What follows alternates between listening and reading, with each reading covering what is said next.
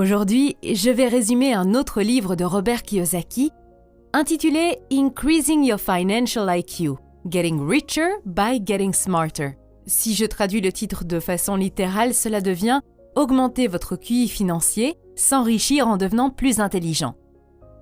Selon Kiyosaki, il existe 5 QI financiers de base. Si vous voulez devenir riche et surtout rester riche, vous devez avoir les 5 QI financiers de base. QI financier numéro 1. Gagner plus d'argent. Si vous avez mal aux dents, cela signifie que vous avez des problèmes dentaires. Pour résoudre le problème et faire cesser la douleur, vous consultez un dentiste. De la même manière, si vous ne gagnez pas assez d'argent, cela signifie que vous avez des problèmes d'argent. Si vous commencez à résoudre vos problèmes d'argent, la douleur du manque d'argent disparaîtra, tout comme votre mal de dents. Par exemple, disons que vous voulez améliorer vos compétences en matière de vente, mais vous êtes très timide et détestez le rejet. Il s'agit d'un problème assez sérieux qui empêche de nombreuses personnes de devenir des vendeurs. Si vous suivez des cours ou lisez des livres et résolvez ce problème, vous deviendrez un meilleur vendeur, ce qui signifie que vous vendrez davantage et que vous gagnerez plus. La raison pour laquelle vous avez commencé à gagner plus est que vous avez résolu un problème. Je pense que vous serez d'accord pour dire que résoudre des problèmes d'argent vous aide à gagner plus. Si c'est le cas, plus vous résolvez de problèmes, plus vous gagnez et plus votre QI financier numéro 1 augmente. Le chemin pour gagner plus d'argent ressemble à cette image. Tout d'abord, vous commencez à résoudre les petits problèmes, qui sont généralement des problèmes d'ordre personnel, tels que le manque de connaissances sur certains sujets ou le manque de confiance en soi, etc. Puis, vous passez à des problèmes plus complexes. C'est comme un jeu. Chaque fois que vous résolvez un problème, vous passez à un autre niveau où un autre problème attend d'être résolu. Plus vous résolvez de problèmes d'argent, plus vous devenez intelligent et plus vous gagnez. Cela fonctionne aussi à l'inverse. Plus vous ignorez de problèmes d'argent, plus vous vous appauvrissez. Vous devez résoudre vos problèmes d'argent le plus tôt possible. Sinon, il arrivera un moment où vous serez obligé de faire des choses que vous ne voulez pas faire. Et vous regretterez de ne pas avoir résolu le problème quand il était là. Un jour, j'ai entendu une histoire intéressante sur l'importance de la résolution précoce des problèmes. C'est l'histoire d'un fermier et d'un coq. Un jour, le fermier vient voir le coq et lui dit « À partir de maintenant, tu vas arrêter de chanter le matin. Si jamais je t'entends encore chanter, je t'arrache toutes tes plumes. » Le coq ne dit rien et arrête de chanter le matin comme le fermier le lui a demandé. Un certain temps s'écoule et le fermier revient à nouveau et dit « Tu sais quoi, à partir de maintenant, tu vas commencer à marcher comme une poule, sinon je vais t'arracher toutes tes plumes. » Encore une fois, le coq ne dit rien et commence à marcher et à se comporter comme une poule. Il commence à fréquenter les poules et oublie même qu'il est un coq. Quelques mois plus tard, le fermier revient avec une autre demande et dit « Tu sais quoi, à partir de maintenant, tu vas commencer à me donner des œufs comme les autres poules, sinon je vais t'arracher toutes tes plumes et faire de toi un dîner. » À ce moment-là, le coq se rend compte qu'il aurait dû se défendre, qu'il aurait dû protester et résoudre le problème lorsque le fermier avait dit la première demande. Maintenant, il est tard et il est obligé de faire quelque chose d'impossible. Pour vous, cela peut sembler une histoire stupide, mais chaque jour, de nombreuses personnes sont obligées de faire des choses dont elles ne sont pas fières. Elles travaillent pour des personnes ou des entreprises qu'elles détestent, mais elles le font quand même parce qu'elles doivent nourrir leur famille. Kiyosaki dit que beaucoup de gens veulent plus d'argent, mais ne veulent pas passer par le processus de résolution des problèmes. Par exemple, pour devenir médecin, il faut suivre un processus rigoureux d'éducation et de formation. De nombreuses personnes rêvent de devenir médecins, mais le processus les en empêche. Ce que beaucoup de gens ne réalisent pas, c'est que c'est le processus qui les rend riches, pas l'argent. Pour devenir riche, vous devez accepter le fait que les problèmes ne disparaîtront jamais. Chaque fois que vous trouvez une solution à un problème, un nouveau problème surgit. La clé est de réaliser que le processus de résolution de ces problèmes vous rend riche. Et une fois que vous commencez à résoudre non seulement vos propres problèmes, mais aussi ceux des autres, alors le ciel est la limite. En d'autres termes, il existe des billions de façons de gagner plus d'argent parce qu'il y a des billions de problèmes à résoudre, si ce n'est une infinité. Quand Kiyosaki était un jeune garçon, son père riche disait « Les problèmes d'argent vous rendent plus intelligent si vous les résolvez. » Il a également dit « Si vous résolvez votre problème d'argent, votre intelligence financière augmente. Quand votre intelligence financière se développe, vous devenez plus riche. Si vous ne résolvez pas vos problèmes d'argent, ils conduiront à une série d'autres problèmes et vous vous appauvrirez. Le père riche a utilisé l'exemple d'un mal de dents pour illustrer ce qu'il entendait par un problème entraînant d'autres problèmes. Il a dit « Avoir un problème d'argent, c'est comme avoir mal aux dents. Si vous ne traitez pas le mal de dents, il vous fait vous sentir mal. Si vous vous sentez mal, vous risquez de ne pas être performant au travail parce que vous êtes irritable. Ne pas soigner le mal de dents peut entraîner d'autres complications médicales, car il est facile pour les germes de se développer et de se propager à partir de votre bouche. Un jour, vous perdrez votre emploi parce que vous avez manqué le travail à cause de votre maladie chronique. Sans emploi, vous ne pouvez pas payer votre loyer. Si vous ne parvenez pas à résoudre le problème de l'argent du loyer, vous vous retrouverez dans la rue, sans abri, en mauvaise santé, à manger dans les poubelles et vous aurez toujours mal aux dents. C'est peut-être un exemple extrême, mais Kiyosaki dit que cette histoire est restée gravée dans sa mémoire. J'ai compris très jeune l'importance de résoudre les problèmes et l'effet domino provoqué par la non-résolution d'un problème.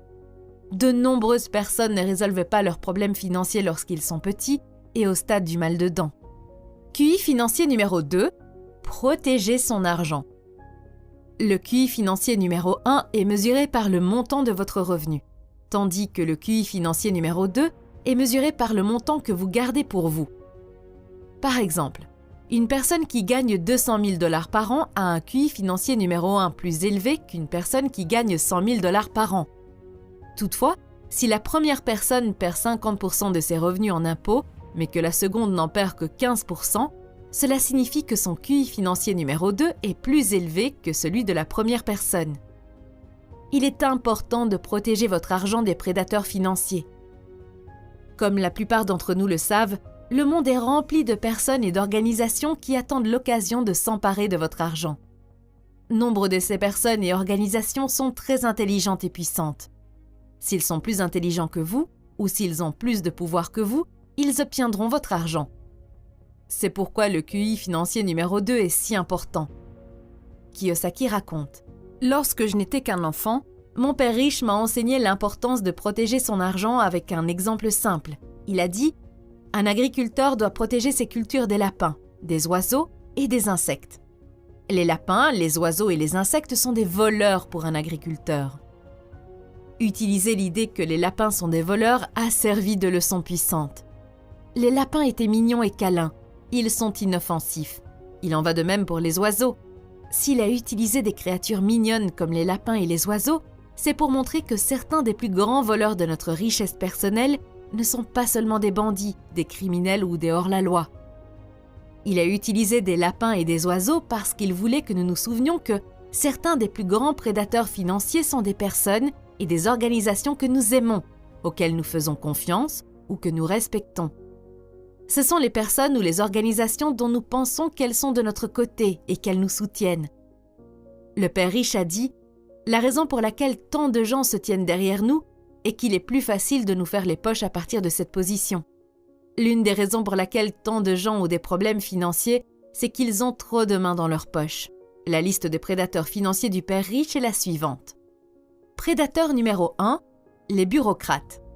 Comme nous le savons tous, les impôts constituent notre principale dépense. Le travail du service des impôts consiste à récupérer votre argent et à le remettre à un bureaucrate du gouvernement qui le dépense. Le problème avec la plupart des bureaucrates, c'est qu'ils sont très doués pour dépenser l'argent, mais qu'ils ne savent pas comment en gagner, ce qui explique peut-être pourquoi ils choisissent de devenir bureaucrates. S'ils pouvaient gagner de l'argent, ils seraient probablement des hommes d'affaires plutôt que des bureaucrates.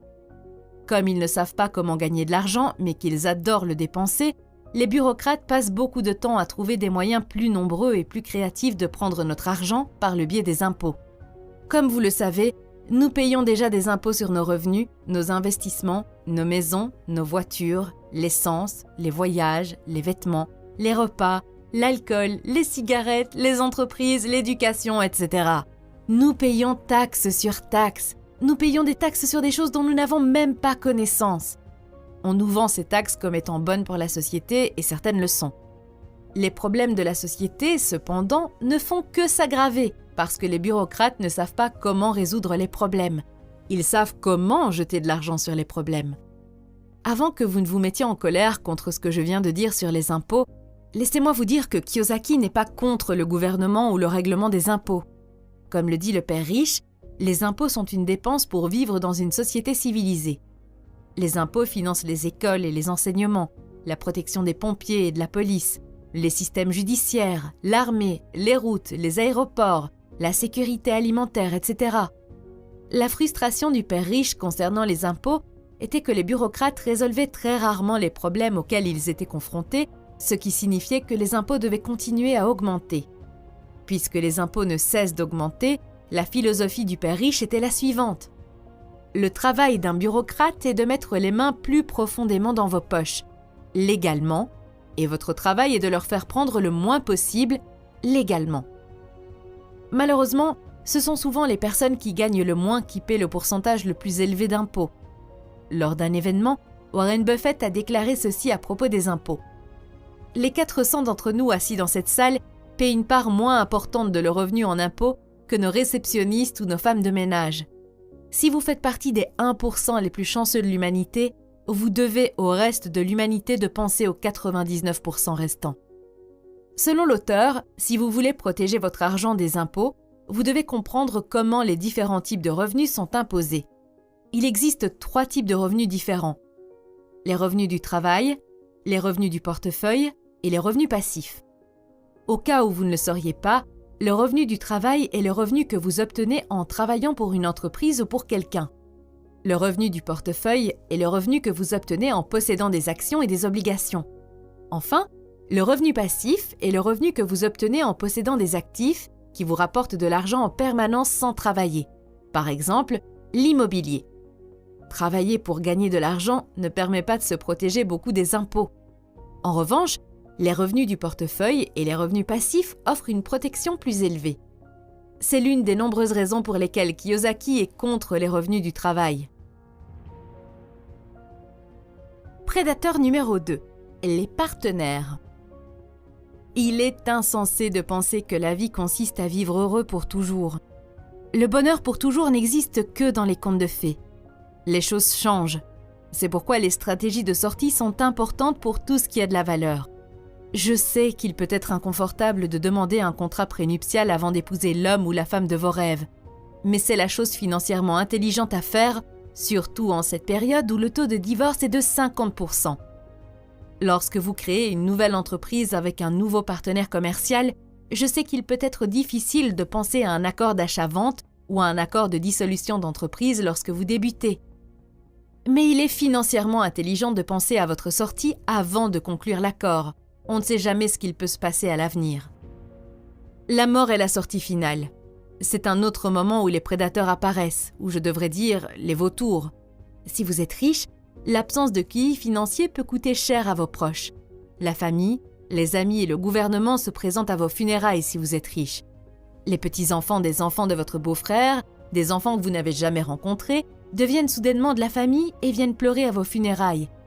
Si vous avez un QI financier élevé, vous contrôlerez le pourcentage de votre argent que ces proches en deuil recevront, même après votre départ. Prédateur numéro 3. Les avocats. Vous vous souvenez peut-être de la personne qui a poursuivi McDonald's pour motif que le café était trop chaud. C'est un exemple de prédateur financier qui utilise le système judiciaire pour obtenir votre argent. Des millions de personnes n'attendent qu'une excuse pour utiliser un procès pour s'enrichir. Il existe des avocats dont le seul but dans la vie est de vous traîner en justice et de vous prendre votre argent. Sachant que ces prédateurs sont toujours sur les dents, une personne financièrement intelligente doit toujours faire 3 choses. 1. Ne rien garder de valeur à votre nom. C'est le père pauvre qui disait fièrement « Ma maison est à mon nom ». Les personnes financièrement intelligentes ne mettraient pas leur maison à leur nom. 2. Achetez immédiatement une assurance responsabilité civile personnelle. N'oubliez pas que vous ne pouvez pas acheter une assurance quand vous en avez besoin. Personne ne vend d'assurance pour une maison qui est en feu. 3. Détenez les actifs de valeur dans de bonnes entités juridiques telles que la SARL, Société à responsabilité limitée. Il existe également de mauvaises entités juridiques. Il s'agit des entreprises individuelles et des sociétés en nom collectif. Ironiquement, la plupart des propriétaires de petites entreprises sont dans de mauvaises entités. Prédateur numéro 4. Les courtiers.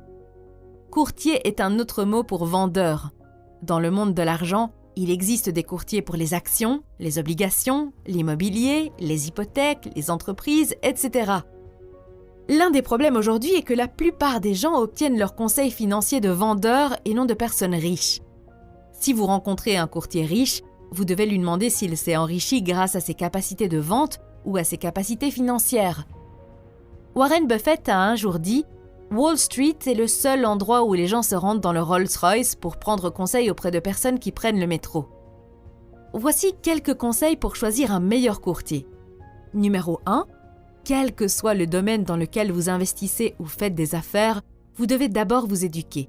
Avoir plus de connaissances vous permettra de différencier le courtier éduqué d'un vendeur. Numéro 2. Voyez si le courtier est intéressé par l'établissement de relations ou s'il ne cherche qu'à faire une vente. Par exemple, une fois, j'ai commencé à travailler avec un courtier immobilier et il semblait être une personne qui était intéressée à construire des relations. Je commençais à envisager de réaliser un autre projet avec lui. Cependant, dès que j'ai signé le contrat d'achat, il a cessé de prendre mes appels et m'a transféré à son assistant. C'est un exemple de mauvais courtier qui ne s'intéresse qu'à faire des transactions et à passer à un autre client. J'ai également un courtier extraordinaire auquel j'ai recours pour acheter de l'or et de l'argent. Chaque fois que ce courtier est en visite dans la ville, il veut me rencontrer pour déjeuner. Nous discutons de beaucoup de choses et il essaie toujours de m'aider de toutes les manières possibles. De plus, quand je veux, je peux simplement prendre le téléphone et l'appeler. Numéro 3. Vérifiez s'ils investissent dans ce qu'ils vendent. Après tout, pourquoi devriez-vous investir dans ce qu'ils vendent si le courtier n'a pas la confiance nécessaire pour investir dans la même chose? Prédateur numéro 5. Les entreprises. Toutes les entreprises ont quelque chose à vendre. Si elles ne vendent pas, elles font faillite. Je demande souvent, est-ce que le produit ou le service de cette entreprise m'enrichit ou m'appauvrit? Dans de nombreux cas, le produit ou le service ne vous rend pas plus riche, il ne fait qu'enrichir l'entreprise. QI financier numéro 3. Établir un budget. Le budget est un plan de coordination des ressources. En matière de budgétisation, il y a 2 termes importants à retenir, le déficit budgétaire et l'excédent budgétaire. Un déficit budgétaire est un excédent des dépenses par rapport aux recettes, et un excédent budgétaire est un excédent des revenus sur les dépenses. Tout le monde souhaite avoir un excédent budgétaire, mais en réalité, la majorité d'entre eux ont un déficit budgétaire, et même la plupart des gouvernements dans le monde fonctionnent avec un déficit. Il y a 2 façons de dégager un excédent budgétaire. Premièrement, en réduisant les dépenses. Deuxièmement, en augmentant les revenus. La majorité des personnes et des entreprises choisissent la première option, réduire les dépenses. Mais Kiyosaki pense que vous devriez vous concentrer sur l'augmentation des revenus plutôt que sur la réduction des dépenses. Et pour augmenter les revenus, vous devez augmenter les dépenses et non les réduire. Je sais ce que vous pensez en ce moment. Vous vous demandez comment l'augmentation des dépenses va m'aider à créer un excédent budgétaire alors que je suis déjà en déficit. Eh bien, lorsque Kiyosaki parle d'augmenter les dépenses, il parle spécifiquement de 2 types de dépenses. Le premier type de dépense est celui qui peut vous aider à générer des revenus supplémentaires. Par exemple, si vous avez un magasin et que vous ne vendez pas assez de produits, vous devez dépenser plus pour la promotion et le marketing plutôt que de supprimer les dépenses de marketing. Le deuxième type de dépense que vous devriez augmenter est celui que vous payez à vous-même. Vous connaissez probablement le concept « payez-vous d'abord ». Je ne vais donc pas vous en parler beaucoup. Je mettrai un lien vers cette vidéo à l'écran. L'idée de base est que chaque fois que vous gagnez de l'argent, vous devez vous payer d'abord avant de payer quelqu'un d'autre. Selon l'auteur, l'argent que vous vous payez doit être considéré comme une dépense et être prioritaire par rapport aux autres dépenses.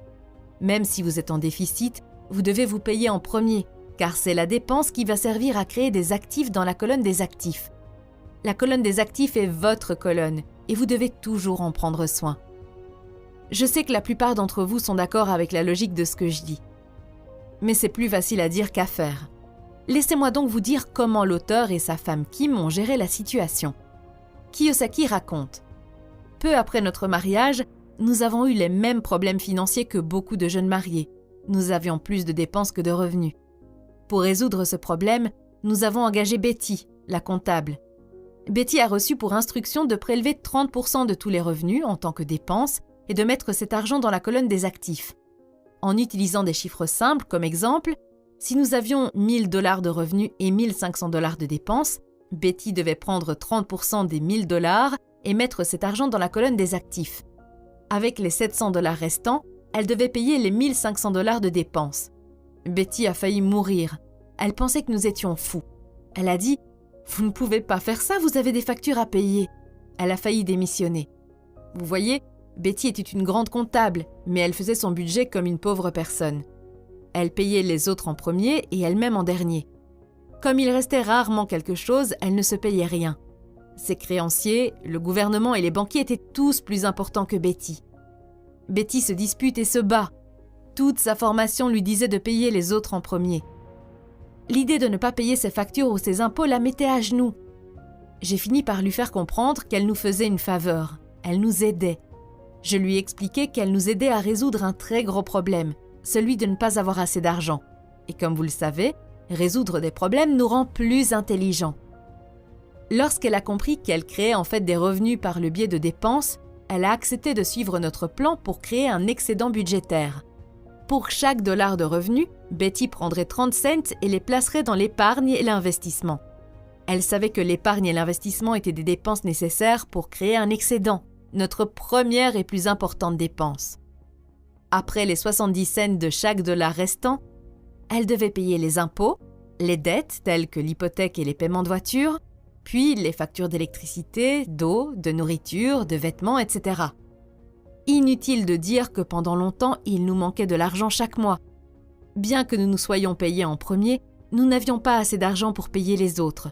Chaque mois, il nous manquait jusqu'à 4 000 $ à Kim et moi.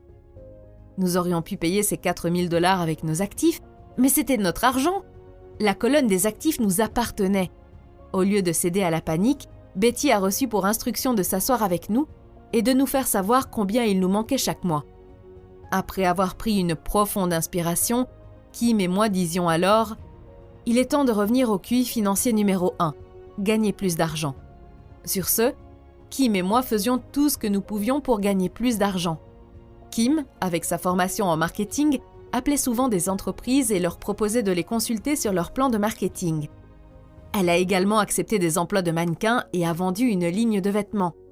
J'ai proposé de donner des cours sur les investissements ou les ventes et le marketing. Pendant quelques mois, j'ai formé les équipes de vente d'une société immobilière locale. J'ai même gagné de l'argent en aidant une famille à déménager et en défrichant un terrain pour une autre famille. En d'autres termes, nous avons ravalé notre fierté et fait tout ce qu'il fallait pour gagner de l'argent supplémentaire. D'une manière ou d'une autre, nous y sommes toujours parvenus. Et d'une manière ou d'une autre, Betty est restée avec nous et nous a aidés à résoudre nos problèmes, à trouver des solutions et à suivre le processus, même si elle s'inquiétait plus pour nous que nous. Malheureusement, Betty pouvait nous aider mais ne voulait pas s'aider elle-même. Aux dernières nouvelles, elle a pris sa retraite et a déménagé avec sa fille célibataire. Elle partage les dépenses et n'ont pas d'excédent budgétaire. QI financier numéro 4. Faire fructifier son argent. En termes très simples, la définition de l'effet de levier est de faire plus avec moins. Une personne qui place de l'argent à la banque sur un compte d'épargne n'a pas d'effet de levier. Il s'agit de son propre argent. Comparez cela avec l'effet d'un bien immobilier. Si les banques vous demandent de verser une mise de fonds de 20% pour l'achat d'une propriété, cela signifie que pour chaque dollar que vous mettez, la banque met 4 $. L'effet de levier vous permet d'obtenir des rendements plus élevés. De nombreux conseillers financiers vous diront que l'effet de levier est risqué. Kiyosaki pense que c'est absolument faux. L'effet de levier est risqué uniquement lorsque les gens investissent dans des actifs qu'ils ne contrôlent pas. Le mot-clé ici est « contrôle ». Si une personne a le contrôle, l'effet de levier peut être utilisé avec très peu de risques. La raison pour laquelle la plupart des conseillers financiers disent que des rendements plus élevés signifient un risque plus élevé est simplement parce qu'ils ne vendent que des investissements qui permettent un très faible contrôle. Comme la plupart des planificateurs financiers placent les gens dans des investissements où ils n'ont aucun contrôle, ils ne devraient pas utiliser l'effet de levier. Utiliser l'effet de levier pour investir dans quelque chose que vous ne contrôlez pas reviendrait à acheter une voiture sans volant et à appuyer sur l'accélérateur. Le principal défaut des actifs papier tels que l'épargne, les actions, les obligations, les fonds communs de placement et les fonds indiciels est l'absence de contrôle. Et parce que vous n'avez aucun contrôle, il est difficile et risqué d'appliquer un effet de levier. Les banques le savent bien, et c'est pourquoi il est très difficile d'obtenir d'une banque qu'elle vous prête de l'argent pour investir sur le marché boursier. À ce stade, vous vous demandez probablement de quel type de contrôle Kiyosaki parle. Eh bien, il parle principalement du contrôle de 4 domaines: les revenus, les dépenses, l'actif et le passif.